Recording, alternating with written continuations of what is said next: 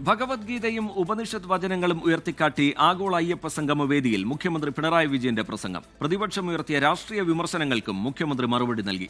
അതേസമയം ശബരിമല യുവതീ പ്രവേശന വിഷയവുമായി ബന്ധപ്പെട്ട വിവാദങ്ങൾ മുഖ്യമന്ത്രി പ്രസംഗത്തിൽ പരാമർശിച്ചില്ല. ഭക്തർക്ക് ഭഗവത്ഗീത നൽകുന്ന നിർവചനം സാധൂകരിക്കുന്ന സംഗമമാണ് പമ്പയിൽ നടന്നത് എന്ന് മുഖ്യമന്ത്രി പിണറായി വിജയൻ. ഗീതാവാക്യം ചൂണ്ടിക്കാട്ടി ഉദ്ഘാടന വേദിയിൽ മുഖ്യമന്ത്രിയുടെ പ്രസംഗം. അദ്വേഷ്ട സർവഭൂതാനാം മൈത്ര കരുണ ഏവജ എന്ന് തുടങ്ങുന്ന ഭാഗമാണ്. എന്തും ക്ഷമിക്കുകയും സഹിക്കുകയും ചെയ്യുന്നവനും ആയിരിക്കും ഭക്തൻ എന്നതാണ് ആ ഗീതാ നിർവചനം.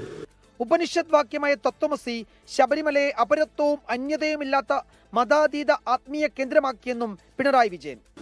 എല്ലാവരും ഒന്ന് എന്ന ബോധം തെളിയുകയാണ്. അത് തെളിയിക്കുക എന്നതാണ് ശബരിമലയുടെ സന്ദേശം. അയ്യപ്പ സംഗമത്തിനെതിരെ കോടതിയിൽ പോയവർക്ക് വിമർശനം. പ്രതിപക്ഷം ഉയർത്തിയ എതിർപ്പുകൾക്കും ഉദ്ഘാടന വേദിയിൽ മുഖ്യമന്ത്രിയുടെ മറുപടി. ചിലർ പ്രചരിപ്പിക്കുന്നത് പോലെ ഈ അയ്യപ്പ സംഗമം പെട്ടെന്നൊരു സുപ്രഭാതത്തിൽ തീരുമാനിച്ചതല്ല. വർഷങ്ങൾ നീണ്ട ആലോചനകൾക്കും ചർച്ചകൾക്കും ശേഷമാണ് ഇത്തരമൊരു പരിപാടിയിലേക്ക് എത്തിയത്. ക്ഷേത്രഭരണം വിശ്വാസികൾക്ക് വിട്ടുകൊടുക്കണമെന്ന വാദം ഉന്നയിച്ചവർക്ക് കണക്കുകൾ നിരത്തിയായിരുന്നു വിശദീകരണം നൽകിയത്. ശബരി റെയിലും റോപ്പ് വേയും വിമാനത്താവളവും യാഥാർത്ഥ്യമാക്കുമെന്നും മുഖ്യമന്ത്രി.